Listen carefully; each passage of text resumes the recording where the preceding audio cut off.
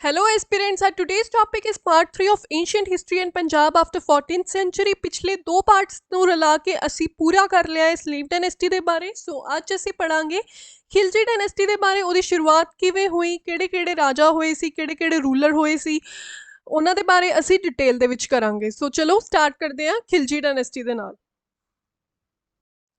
ਸਭ ਤੋਂ ਪਹਿਲੇ ਆਉਂਦੀ ਹੈ ਸਲੇਵ ਡਾਇਨੈਸਟੀ, ਜਿਹੜੀ ਕਿ 1206 ਤੋਂ ਲੈ ਕੇ 1290 ਤੱਕ ਰਹੀ ਹੈ। ਇਸ ਲਈ ਇਸ ਨੂੰ ਅਸੀਂ ਕੱਟ ਦਿੱਤਾ ਕਿਉਂਕਿ ਅਸੀਂ ਇਹਨੂੰ ਪੜ੍ਹ ਚੁੱਕੇ ਹਾਂ। ਸੈਕਿੰਡ ਹੈਗੀ ਹੈ ਜੀ ਖਿਲਜੀ ਡਾਇਨੈਸਟੀ, ਜਿਹੜੀ 1290 ਤੋਂ ਲੈ ਕੇ 1320 ਤੱਕ ਰਹੀ ਹੈ। ਉਸ ਤੋਂ ਬਾਅਦ ਆਉਂਦੀ ਹੈ ਤੁਗਲਕ, ਫਿਰ ਸੈਯਦ, ਫਿਰ ਲੋਧੀ। ਚਲੋ ਇਸ ਵੀਡੀਓ ਦੇ ਵਿੱਚ ਕਰਦੇ ਹਾਂ ਖਿਲਜੀ ਡਾਇਨੈਸਟੀ। ਸੋ ਇੱਕ ਵਾਰੀ ਇੱਥੇ ਮੈਪ 'ਚ ਦੁਬਾਰਾ ਦੇਖ ਲੈਂਦੇ ਹਾਂ ਕਿ ਮਮਲੂਕ ਡਾਇਨੈਸਟੀ ਮਤਲਬ ਜਿਹੜੀ ਆਪਾਂ ਹੁਣੇ ਪਲੀਜ਼ ਪਿੱਛੇ ਸਲੇਵ ਡਾਇਨੈਸਟੀ ਪੜ੍ਹੀ ਨਾ, slave dynasty and Mamluk dynasty is one and same thing. So ਇਸ ਏਰੀਆ ਦੇ ਵਿੱਚ ਉਹਨੇ ਕਬਜ਼ਾ ਕੀਤਾ ਸੀਗਾ। ਹੁਣ ਜਿਹੜੀ ਖਿਲਜੀ ਡਾਇਨੈਸਟੀ ਦੇ ਬਾਰੇ ਪੜ੍ਹਨਾ ਹੈ, ਉਹਨੇ ਕੀਤਾ ਸੀ ਨੌਰਥ ਤੋਂ ਲੈ ਕੇ ਸੈਂਟਰ ਵੱਲ ਨੂੰ ਵੱਧਦੇ ਹੋਏ ਇੰਨੇ ਏਰੀਆ ਦੇ ਵਿੱਚ ਜਿੰਨੇ ਵੀ ਸੁਲਤਾਨ ਹੋਏ ਸੀ ਉਹਨਾਂ ਨੇ ਰਾਜ ਕੀਤਾ ਸੀ। ਤੁਗਲਕ ਡਾਇਨੈਸਟੀ ਨੇ ਆਲਮੋਸਟ ਆਲ ਓਵਰ ਦਾ ਇੰਡੀਆ ਕੀਤਾ ਸੀਗਾ, ਬਸ ਥੋੜਾ ਜਿਹਾ ਏਰੀਆ ਰਹਿੰਦਾ ਸੀ ਆਹ ਵਾਲਾ ਜਿੱਥੇ ਉਹ ਰਾਜ ਨਹੀਂ ਕਰ ਪਾਏ ਸੀਗੇ। ਉਸ ਤੋਂ ਬਾਅਦ ਆਉਂਦੀ ਹੈ ਲੋਧੀ ਡਾਇਨੈਸਟੀ, ਜਿਹਨੇ ਕਿ ਥੋੜਾ ਜਿਹਾ ਹੀ ਰਾਜ ਕੀਤਾ ਸੀਗਾ ਨਾਰਥ ਈਸਟ ਵੱਲ। ਸੋ ਇੱਥੋਂ ਮੈਪ ਦੇ ਵਿੱਚੋਂ ਦੇਖ ਲਓ ਤਾਂ ਕਿ ਤੁਹਾਨੂੰ ਇੱਕ ਇਮੇਜ ਬਣ ਜਾਏ ਬ੍ਰੇਨ ਦੇ ਵਿੱਚ। ਨੈਕਸਟ ਅਸੀਂ ਖਿਲਜੀ ਡਾਇਨੈਸਟੀ ਕਰਦੇ ਹਾਂ 1290 ਤੋਂ ਲੈ ਕੇ 1320 ਤੱਕ। ਸਭ ਤੋਂ ਪਹਿਲਾ ਰੂਲਰ ਜਿਹੜਾ ਸੀਗਾ ਉਹ ਸੀਗਾ ਜਲਾਲੂਦੀਨ ਖਿਲਜੀ। ਉਸ ਤੋਂ ਬਾਅਦ ਜਲਾਲੂਦੀਨ ਖਿਲਜੀ ਉਹੀ ਹੈ ਜਿਹਨੇ ਲਾਸਟ ਰੂਲਰ ਸਲੇਵ ਡਾਇਨੈਸਟੀ ਦਾ ਮਾਰ ਦਿੱਤਾ ਸੀ 1290 ਦੇ ਵਿੱਚ, ਤੇ ਸਲੇਵ ਡਾਇਨੈਸਟੀ ਨੂੰ ਹਟਾ ਕੇ ਖਿਲਜੀ ਡਾਇਨੈਸਟੀ ਸਥਾਪਿਤ ਕੀਤੀ ਸੀ। ਉਸ ਤੋਂ ਬਾਅਦ ਆਉਂਦਾ ਅਲਾਉਦੀਨ ਖਿਲਜੀ, ਜਿਹੜਾ ਕਿ 1296 ਤੋਂ ਲੈ ਕੇ 1316 ਤੱਕ ਰਿਹਾ ਹੈ। ਫਿਰ ਆਉਂਦਾ ਹੈ ਕੁਤੁਬ ਅਲ ਦਿਨ ਮੁਬਾਰਕ ਸ਼ਾਹ, ਜਿਹੜਾ ਕਿ ਲਾਸਟ ਰੂਲਰ ਹੋਇਆ ਹੈ ਖਿਲਜੀ ਡਾਇਨੈਸਟੀ ਦਾ। ਆ ਹੈਗਾ ਜੀ ਐम्पायर of Khilji dynasty.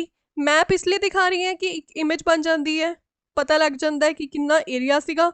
So north तो सारा लैके पाकिस्तान का भी कुछ हिस्सा, जिहड़ा अज दा पाकिस्तान है पहले इंडिया दे विच ही होया करदा सी।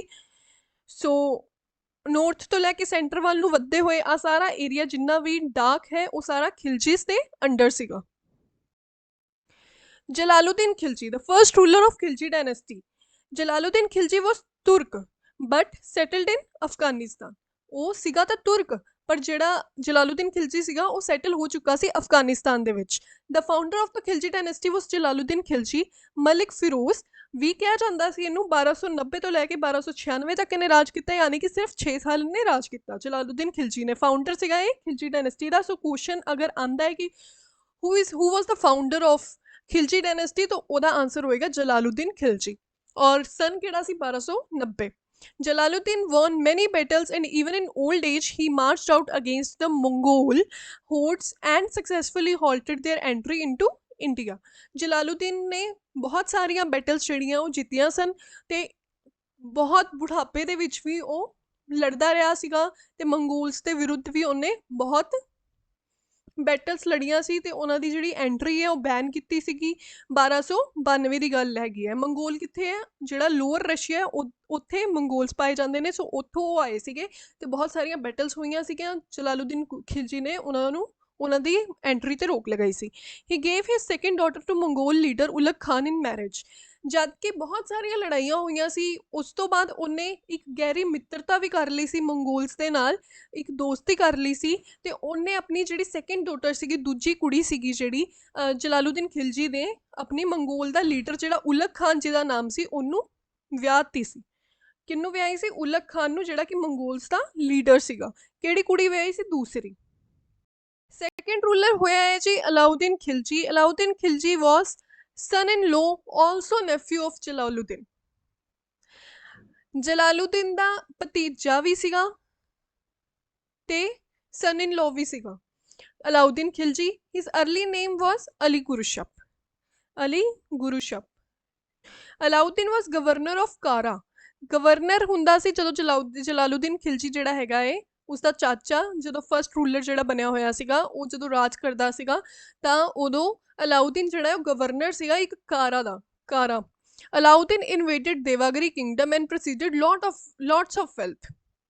ਅਲਾਉਦੀਨ ਨੇ ਦੇਵਾਗਰੀ ਦੇ ਉੱਪਰ ਹਮਲਾ ਕਰਕੇ ਉੱਥੇ ਇਸਲਾਮਿਕ ਇਨਵੇਜਨ ਕੀਤੀ ਸੀ। ਸੋ ਅਗਰ ਕੁਐਸਚਨ ਆਉਂਦਾ ਹੈ ਕਿ ਕਿਹੜੀ ਇੱਦਾਂ ਦੀ ਸਟੇਟ ਹੈ ਜਿੱਥੇ ਫਸਟ ਟਾਈਮ ਜਿਹੜੀ ਹੈ ਇਸਲਾਮਿਕ ਇਨਵੇਜਨ ਹੋਈ ਸੀਗੀ, ਕਿਹੜੀ ਸਟੇਟ ਹੈ ਇੰਡੀਆ ਦੀ, ਤਾਂ ਆਏਗਾ ਦੇਵਾਗਰੀ। ਦੇਵਾਗਰੀ ਪੈਂਦੀ ਹੈ ਜੀ ਕਰਨਾਟਕਾ ਵਾਲੀ ਸਾਈਡ। ਸੋ ਉਸ ਤੋਂ ਬਾਅਦ ਉਹਨੇ ਉੱਥੇ ਇਸਲਾਮਿਕ ਇਨਵੇਜਨ ਜਿਹੜੀ ਹੈ ਉੱਥੇ ਕਰ ਦਿੱਤੀ ਸੀ, ਤੇ ਉਸ ਤੋਂ ਬਾਅਦ ਬਹੁਤ ਸਾਰੀ ਕਮਾਈ ਕਰ ਲਈ ਸੀ।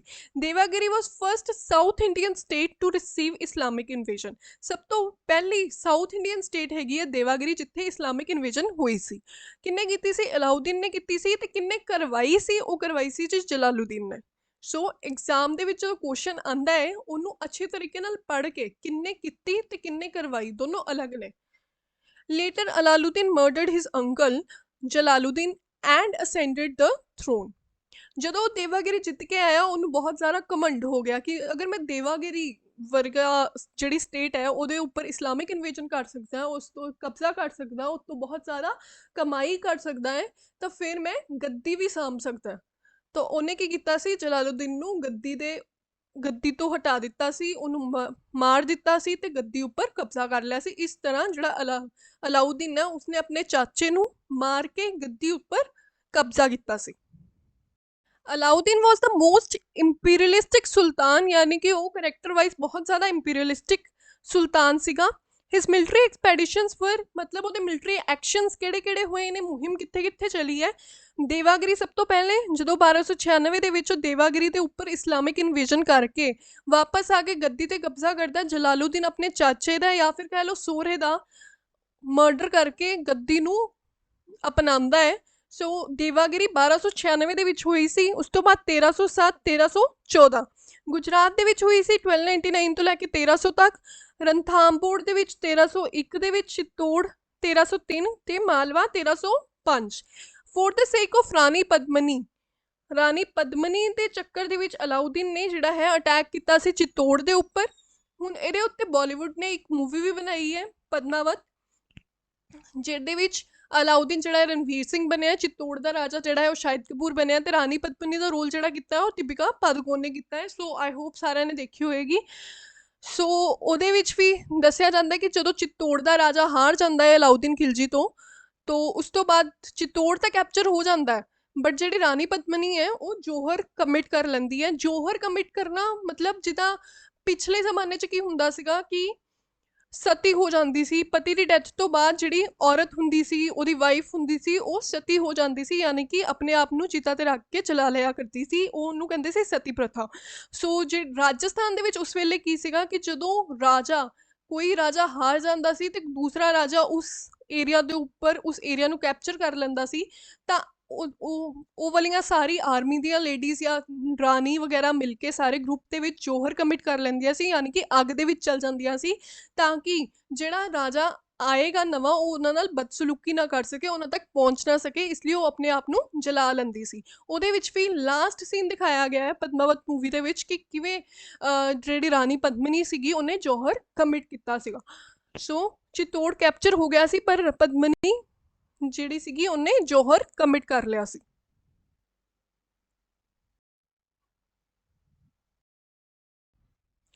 Alauddin's Chittor campaign was described in the book Padmavat written by Malik Muhammad ਜਿਆਸੀ। ਹੁਣ ਐਗਜ਼ਾਮ ਦੇ ਵਿੱਚ ਤੁਹਾਨੂੰ ਸਟੋਰੀ ਤਾਂ ਨਹੀਂ ਪੁੱਛਣਗੇ ਕਿ ਪਦਮਾਵਤ ਦੀ ਸਟੋਰੀ ਕੀ ਹੈ, ਬਟ ਹਾਂ ਇਹ ਕੁਐਸਚਨ ਜ਼ਰੂਰ ਆ ਸਕਦਾ ਹੈ ਕਿ ਪਦਮਾਵਤ ਜਿਹੜੀ ਚਿੱਤੌੜ ਦੀ ਕਹਾਣੀ ਹੈ, ਅਲਾਉਦੀਨ ਤੇ ਚਿੱਤੌੜ ਦੀ ਕਹਾਣੀ ਹੈ ਜਿਹੜੀ ਉਹ ਪਦਮਾਵਤ ਬੁੱਕ ਦੇ ਵਿੱਚ ਲਿਖੀ ਗਈ ਹੈ, ਤੇ ਉਹ ਬੁੱਕ ਦਾ ਰਾਈਟਰ ਕੌਣ ਹੈ? ਸੋ ਉਹਦਾ ਆਨਸਰ ਹੋਏਗਾ Malik Muhammad ਜਿਆਸੀ।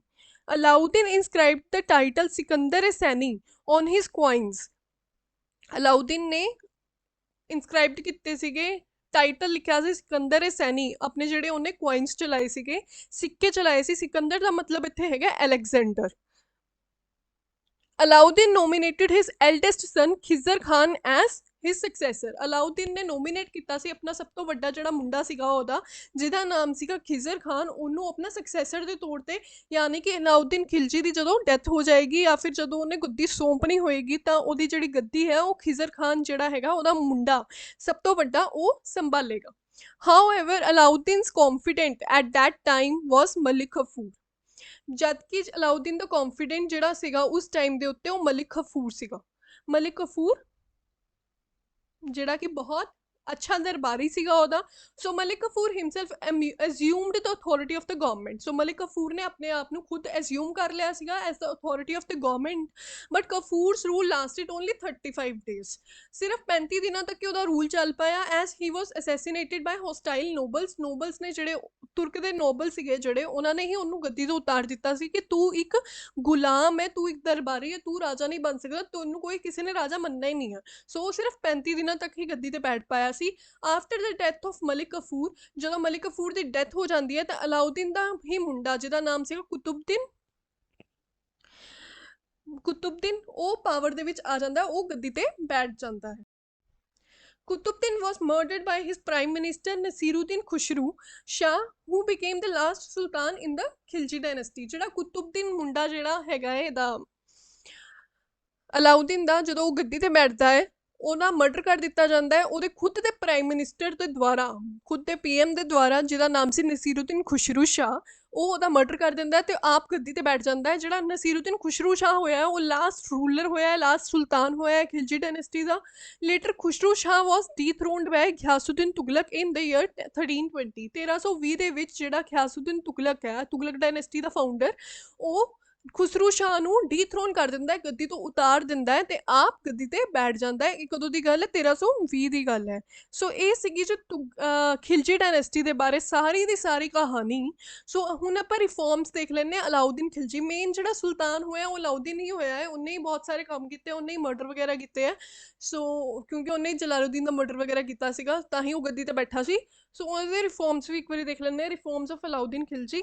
Alauddin Khilji maintained a large permanent standing army and introduction of paying salaries in cash। Alauddin Khilji ਹੀ ਇੱਕ ਇੱਦਾਂ ਦਾ ਸੁਲਤਾਨ ਹੋਇਆ ਸੀ ਜਿਹਨੇ ਇੱਕ large permanent standing army establish ਕੀਤੀ ਸੀ। ਹੁਣ ਇੱਥੇ ਲਾਰਜ ਪਰਮਾਨੈਂਟ ਸਟੈਂਡਿੰਗ ਆਰਮੀ ਦਾ ਕੀ ਮਤਲਬ ਹੈ? ਉਸ ਵੇਲੇ ਇੱਦਾਂ ਹੁੰਦਾ ਸੀ ਕਿ ਜਿਹੜੇ ਸੁਲਤਾਨ ਹੁੰਦੇ ਸੀ ਜਾਂ ਰਾਜਾ ਹੁੰਦੇ ਸੀ, ਉਹਨਾਂ ਦੀ ਖੁਦ ਦੀ ਆਪਣੀ ਪਰਮਾਨੈਂਟ ਆਰਮੀ ਨਹੀਂ ਸੀ ਹੁੰਦੀ। ਜਦੋਂ ਵਾਰਸ ਵਗੈਰਾ ਹੁੰਦੀਆਂ ਸੀ, ਲੜਾਈਆਂ ਹੁੰਦੀਆਂ ਸੀ, ਬੈਟਲਸ ਹੁੰਦੀਆਂ ਸੀ, ਉਸ ਵੇਲੇ ਹੀ ਉਹ ਆਪਣੇ ਜਿਹੜੇ ਆਰਮੀ ਦੇ ਸੈਨਿਕ ਵਗੈਰਾ ਹੁੰਦੇ ਸੀ ਉਹ ਅਰੇਂਜ ਕੀਤੇ ਜਾਂਦੇ ਸੀਗੇ ਤੇ ਬਾਅਦ ਵਿੱਚ ਉਹਨਾਂ ਨੂੰ ਆਪਣੇ ਆਪਣੇ ਘਰਾਂ 'ਚ ਭੇਜ ਦਿੱਤਾ ਜਾਂਦਾ ਸੀ ਕਿ ਜਾ ਕੇ ਖੇਤੀ ਖੁੱਤੀ ਕਰੋ। ਸੋ ਉਸ ਵੇਲੇ ਅਲਾਉਦੀਨ ਖਿਲਜੀ ਨੇ ਮੇਨਟੇਨ ਕੀਤੀ ਸੀ ਆਪਣੀ ਲਾਰਜ ਪਰਮਾਨੈਂਟ ਸਟੈਂਡਿੰਗ ਆਰਮੀ ਕਿ ਕਿਸੇ ਵੇਲੇ ਵੀ ਬੈਟਲ ਹੋ ਸਕਦੀ ਹੈ, ਇਸ ਲਈ ਉਹ ਉਹਨਾਂ ਨੂੰ ਮੇਨਟੇਨ ਕਰਕੇ ਉਹਨੇ ਰੱਖੀ ਹੋਈ ਸੀ ਆਰਮੀ ਆਪਣੀ। And introduction of paying salaries in cash, ਯਾਨੀ ਕਿ ਪਹਿਲੇ ਕੀ ਹੁੰਦਾ ਸੀਗਾ ਕਿ ਸੈਲਰੀਜ਼ ਜਿਹੜੀ ਹੈ ਉਹ ਕੈਸ਼ 'ਚ ਨਹੀਂ ਸੀ ਮਿਲਦੀ। ਸੋ ਇਹਨੇ ਸਿਕੰਦਰ ਸ਼ਾਹੀ ਕੋਇਨਸ, ਜਿਹੜੀ ਸਿਕੰਦਰ ਸੈਨਿਕ ਕੋਇਨਸ ਜਿਹੜੇ ਇੰਟਰੋਡਿਊਸ ਕੀਤੇ ਸੀਗੇ, ਉਹ ਸੈਲਰੀ ਉਹਦੇ ਹਿਸਾਬ ਨਾਲ ਦਿੰਦਾ ਸੀ, ਪੇਇੰਗ ਸੈਲਰੀ ਕੈਸ਼ ਦੇ ਵਿੱਚ ਦਿੰਦਾ ਸੀ, ਉਹਦੇ ਬਜਾਏ ਕੁਝ ਹੋਰ ਚੀਜ਼ ਨਹੀਂ ਸੀ ਦਿੰਦਾ। ਹੀ ਇੰਟਰੋਡਿਊਸਡ ਦ ਸਿਸਟਮ ਆਫ ਦਾਗ। ਦਾਗ ਦਾ ਸਿਸਟਮ ਵੀ ਉਹਨੇ ਸਟਾਰਟ ਕੀਤਾ ਸੀਗਾ, ਯਾਨੀ ਕਿ ਬ੍ਰਾਂਡਿੰਗ ਆਫ ਫੋਰਸਿਸ। ਅੱਜ ਕੱਲ੍ਹ ਜਿਵੇਂ ਬ੍ਰਾਂਡਸ ਚੱਲਦੇ ਨਾ, ਜਿੱਦਾਂ ਕੱਪੜਿਆਂ ਦੇ ਬ੍ਰਾਂਡਸ ਨੇ, ਸ਼ੂਜ਼ ਦੇ ਬ੍ਰਾਂਡਸ ਨੇ, ਉਸ ਵੇਲੇ ਇਹਨੇ ਇੰਟਰੋਡਿਊਸ ਕੀਤਾ ਸੀ ਸਿਸਟਮ ਆਫ ਦਾਗ, ਯਾਨੀ ਕਿ ਬ੍ਰਾਂਡਿੰਗ ਕੀਤੀ ਸੀ ਹੋਰਸਿਸ ਦੀ। ਹਰ ਹੋਰਸ ਤੇ ਆਪਣਾ ਇੱਕ ਬ੍ਰਾਂਡ ਦਿੱਤਾ ਗਿਆ ਸੀ। ਐਂਡ ਪ੍ਰੀਪੇਅਰਡ ਹੂਲੀਆ, ਹੂਲੀਆ ਵੀ ਪ੍ਰੀਪੇਅਰ ਕੀਤਾ ਸੀ, ਯਾਨੀ ਕਿ descriptive list of soldier, list ਬਣਾਈ ਗਈ ਸੀ ਸੋਲਜਰਸ ਦੀ, ਸੈਨਿਕਾਂ ਦੀ। Alauddin Khilji established 4 separate markets in Delhi. Delhi ਦੇ ਵਿੱਚ 4 ਸੈਪਰੇਟ ਮਾਰਕੀਟਸ ਬਣਾਈਆਂ ਗਈ ਸੀ ਅਲਾਉਦੀਨ ਖਿਲਜੀ ਦੇ ਦੁਆਰਾ। ਇੱਕ ਜਿਹੜੀ ਸੀਗੀ ਉਹ ਗ੍ਰੇਨ ਦੀ ਸੀ, ਯਾਨੀ ਕਿ ਕਣਕ ਵਗੈਰਾ ਦੀ ਸੀ। Another for cloth, sugar, dry fruits, butter and oil. ਠੀਕ ਹੈ। ਸੋ ਅਨਦਰ ਪਹਿਲੀ ਜਿਹੜੀ ਸੀਗੀ ਉਹ ਗ੍ਰੇਨ ਦੀ ਸੀ, ਦੂਸਰੀ ਸੀਗੀ ਸ਼ੱਕਰ, ਕੱਪੜੇ, ਡਰਾਈ ਫਰੂਟਸ, ਬਟਰ ਵਗੈਰਾ ਦੀ। ਥਰਡ ਜਿਹੜੀ ਸੀ ਉਹ ਸੀਗੀ ਹੋਰਸਿਸ ਦੀ, ਗੁਲਾਮਾਂ ਦੀ, ਕੈਟਲਸ ਦੀ। ਜਿਹੜੀ ਚੌਥੀ ਸੀਗੀ ਉਹ ਮਿਸਲੀਨੀਅਸ ਕੋਮੋਡਿਟੀਜ਼ ਦੀ ਸੀ, ਯਾਨੀ ਕਿ ਉੱਥੇ ਆਲਮੋਸਟ ਸਭ ਕੁਝ ਮਿਲਦਾ ਹੁੰਦਾ ਸੀ। So each market was under the control, ਜਿਹੜੀ ਹਰ ਮਾਰਕੀਟ ਸੀ ਉਹ ਅੰਡਰ ਦ ਕੰਟਰੋਲ ਸੀਗੀ। ਡਿਪਾਰਟਮੈਂਟਸ ਬਣੇ ਹੋਏ ਸੀ known as Diwan-e Riyasat of a high officer called Shahna-e ਮੰਡੀ।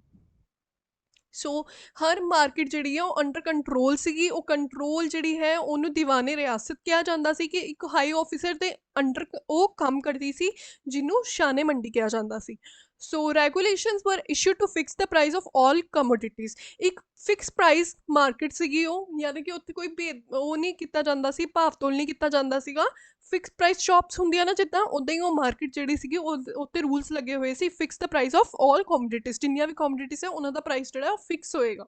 ਦ sultan also sent slave boys of to buy various commodities to check the prices. ਜਿਹੜਾ ਸੁਲਤਾਨ ਸੀਗਾ, ਯਾਨੀ ਕਿ ਜਿਹੜਾ ਅਲਾਉਦੀਨ ਖਿਲਜੀ ਸੀਗਾ, ਉਹ ਚੈਕਿੰਗ ਕਰਦਾ ਰਹਿੰਦਾ ਸੀ ਆਪਣੇ ਗੁਲਾਮਾਂ ਗੁਲਾਮਾਂ ਨੂੰ ਭੇਜਿਆ ਕਰਦਾ ਸੀਗਾ ਕੁਛ ਨਾ ਕੁਛ ਕੋਈ ਨਾ ਕੋਈ ਕੋਮੋਡਿਟੀ ਖਰੀਦਣ ਵਾਸਤੇ, ਤਾਂ ਕਿ ਉਹ ਪ੍ਰਾਈਸਿਸ ਨੂੰ ਚੈੱਕ ਕਰ ਸਕੇ ਕਿ ਕਿਤੇ ਕੁਛ ਗੜਬੜ ਤਾਂ ਨਹੀਂ ਹੋ ਰਹੀ ਹੈ। Apart from market reforms, Alauddin Khilji took important steps in the land revenue administration. Markets ਨੂੰ ਅਗਰ ਆਪਾਂ ਸਾਈਡ ਤੇ ਕਰ ਦਈਏ ਕਿ ਆ ਜਿਹੜੀਆਂ 4 ਮਾਰਕੀਟਸ ਨੇ ਉਹਨਾਂ ਨੂੰ ਅਗਰ ਸਾਈਡ ਤੇ ਕਰ ਦਈਏ, ਅਲਾਉਦੀਨ ਖਿਲਜੀ ਜਿਹੜਾ ਹੈ ਉਹ ਬਹੁਤ ਸਾਰਾ ਇੰਪੋਰਟੈਂਟ ਸਟੈਪਸ ਲਿੱਤੇ ਸੀ ਉਹਨੇ ਟੂਵਰਡਸ ਦ ਲੈਂਡ ਰੈਵਨਿਊ ਐਡਮਿਨਿਸਟ੍ਰੇਸ਼ਨ, ਯਾਨੀ ਕਿ ਜਿਹੜਾ ਕਿ ਜਗ੍ਹਾ ਦਾ ਰੈਵਨਿਊ ਆਉਣ ਤੇ ਐਡਮਿਨਿਸਟ੍ਰੇਸ਼ਨ ਸੀਗੀ ਜਿਹੜੀ, ਉੱਤੇ ਅਲਾਉਦੀਨ ਖਿਲਜੀ ਨੇ ਵੀ ਬਹੁਤ ਸਾਰੇ ਸਟੈਪਸ ਲਿੱਤੇ ਸੀ। He was the first Sultan of Delhi who ordered for the measurement of land। ਉਹ ਪਹਿਲਾ ਇੱਦਾਂ ਦਾ ਸੁਲਤਾਨ ਸੀਗਾ ਜਿਹਨੇ ਕਿ ਆਰਡਰ ਕੀਤਾ ਸੀਗਾ for the measurement of the land। Land revenue ਹੈ ਜਿਹੜੀ ਉਹ ਕੈਸ਼ ਦੇ ਵਿੱਚ ਕਲੈਕਟ ਕੀਤਾ ਜਾਂਦਾ ਸੀਗਾ, ਜਿਹੜਾ ਜਗ੍ਹਾ ਦਾ ਰੈਵਨਿਊ ਮਿਲਦਾ ਸੀਗਾ ਉਹ ਸਾਰਾ ਦਾ ਸਾਰਾ ਕੈਸ਼ ਦੇ ਰੂਪ 'ਚ ਹੀ ਅਲਾਉਦੀਨ ਖਿਲਜੀ ਨੇ ਕਲੈਕਟ ਕਰਦਾ ਹੁੰਦਾ ਸੀ, ਕਿਉਂਕਿ ਜਿਹੜਾ ਸੁਲਤਾਨ ਹੈ ਅਲਾਉਦੀਨ ਖਿਲਜੀ ਹੈ ਉਹਨੂੰ ਸੋਲਜਰਸ ਨੂੰ ਵੀ ਕੈਸ਼ ਦੇ ਵਿੱਚ ਹੀ ਅੱਗੇ ਦੇਣਾ ਹੁੰਦਾ ਸੀ, ਸੈਲਰੀ ਜਿਹੜੀ ਹੈ ਉਹ ਕੈਸ਼ 'ਚ ਹੀ ਜਾਣੀ ਹੁੰਦੀ ਸੀ, ਇਸ ਲਈ ਉਹ ਲੈਂਡ ਰੈਵਨਿਊ ਵੀ ਕੈਸ਼ 'ਚ ਹੀ ਲੈਂਦਾ ਹੁੰਦਾ ਸੀ। ਹਿਸ land revenue reforms provided a basis for the future reforms of Sher Shah and Akbar। very important point ਕਿ ਕਿਹੜੇ ਰਾਜਾ ਜਿਹੜੇ ਹੈਗੇ ਆ ਉਹਨਾਂ ਦਾ ਫਿਊਚਰ ਰਿਫਾਰਮ ਬਣਿਆ ਹੈ ਲੈਂਡ ਰੈਵਨਿਊ ਰਿਫਾਰਮ ਜਿਹੜਾ ਸੀਗਾ ਅਲਾਉਦੀਨ ਖਿਲਜੀ ਦਾ। ਸੋ ਉਹ ਕਿਹੜੇ ਸੁਲਤਾਨਾਂ ਲਈ ਬਣਿਆ ਸੀ? ਸ਼ੇਰ ਸ਼ਾਹ ਲਈ ਤੇ ਅਕਬਰ ਲਈ। ਆਲਦੋ ਦ ਸੁਲਤਾਨ ਵਾਸ ਇਲਿਟਰੇਟ, ਜਦ ਕਿ ਜਿਹੜਾ ਅਲਾਉਦੀਨ ਖਿਲਜੀ ਸੀਗਾ ਉਹ ਪੜ੍ਹਿਆ ਲਿਖਿਆ ਨਹੀਂ ਸੀ, ਅਨਪੜ੍ਹ ਸੀਗਾ, ਪਰ ਉਹਦੇ ਦਰਬਾਰ ਦੇ ਵਿੱਚ ਬਹੁਤ ਸਾਰੇ ਪੜ੍ਹੇ ਲਿਖੇ ਦਰਬਾਰੀ ਸੀਗੇ। He patronized poets like Amir Khusro and Amir Hasan. Amir Khusro ਜਿਹੜਾ ਸੀਗਾ ਉਹ ਪੈਰਟ ਆਫ ਇੰਡੀਆ ਕਿਹਾ ਜਾਂਦਾ ਸੀਗਾ, ਉਸਨੂੰ ਉਪਾਧੀ ਮਿਲੀ ਹੋਈ ਸੀਗੀ ਅਮੀਰ ਖੁਸਰੋ ਨੂੰ ਪੈਰਟ ਆਫ ਇੰਡੀਆ ਦੀ, ਜਿਹੜਾ ਕਿ ਇੱਕ ਦਰਬਾਰੀ ਸੀਗਾ ਅਲਾਉਦੀਨ ਖਿਲਜੀ ਦਾ। Considered as father of Urdu language and inventor of sitar. ਉਹਨੂੰ ਜਿਹੜਾ ਅਮੀਰ ਖੁਸਰੋ ਦੀ ਗੱਲ ਹੋ ਰਹੀ ਹੈ ਉਹ ਫਾਦਰ ਆਫ ਉਰਦੂ ਲੈਂਗੁਏਜ ਵੀ ਸੀਗਾ ਤੇ ਇਨਵੈਂਟਰ ਵੀ ਸੀਗਾ ਸਿਤਾਰ ਦਾ। He also built a famous gateway of Qutub Minar known as Alai Darwaza. ਉਹਨੇ ਇੱਕ ਫੇਮਸ ਗੇਟਵੇ ਵੀ ਬਣਾਇਆ ਸੀ ਕੁਤੁਬ ਮੀਨਾਰ ਦਾ, ਅਲੀ ਦਰਵਾਜ਼ਾ, ਜਿਹਦਾ ਨਾਮ ਦਿੱਤਾ ਗਿਆ ਸੀ। He constructed a new city of Siri. Siri ਦੀ ਨਿਊ ਸਿਟੀ ਬਣਾਈ ਗਈ ਸੀ ਦਿੱਲੀ ਦੇ ਵਿੱਚ, ਨੀਅਰ ਕੁਤੁਬ ਮੀਨਾਰ ਦੇ ਕੋਲ ਇੱਕ ਸਿਟੀ ਹੈਗੀ ਹੈ ਸਿਰੀ ਦੇ ਨਾਮ ਤੋਂ, ਸੋ ਉਹ ਵੀ ਕੰਸਟਰਕਟ ਕਰਵਾਈ ਗਈ ਸੀ। Thank you so much guys. I hope Khilji dynasties ਦੇ ਜਿੰਨੇ ਵੀ ਸੁਲਤਾਨ ਅਸੀਂ ਇਸ ਵੀਡੀਓ ਦੇ ਵਿੱਚ ਕੀਤੇ ਨੇ ਉਹ ਸਾਰੇ ਕਲੀਅਰ ਹੋਏ ਹੋਣਗੇ, ਸਮਝ ਆਏ ਹੋਣਗੇ। ਨੈਕਸਟ ਵੀਡੀਓ ਦੇ ਵਿੱਚ ਅਸੀਂ ਕਰਾਂਗੇ ਤੁਗਲਕ ਡਾਇਨੈਸਟੀ ਦੇ ਬਾਰੇ, ਕੌਣ ਫਾਊਂਡਰ ਰਿਹਾ ਹੈ, ਕਿੰਨੇ ਸੁਲਤਾਨ ਹੋਏ ਨੇ ਤੇ ਕਿੰਨੇ ਕਿੰਨੇ ਕੀ ਕੀਤਾ ਹੈ, ਉਹਦੇ ਬਾਰੇ ਅਸੀਂ ਡਿਟੇਲ ਦੇ ਵਿੱਚ ਕਰਾਂਗੇ। ਸੋ ਮਿਲਦੇ ਹਾਂ ਨੈਕਸਟ ਪਾਰਟ ਦੇ ਵਿੱਚ, part 4 of ancient history. Thank you so much.